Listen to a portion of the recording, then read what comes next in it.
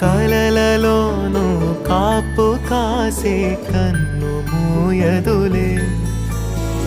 అక్కయే జగమణి పతికేటి తమ్ముడు వీడురా అక్కనే బిడ్డగా పెంచేటి అమ్మైనాడురా వీడి ప్రేమని పొగడగా భాషలేవి చాలవురా ఈ తమ్ముడే తన అక్క కమ్మైనా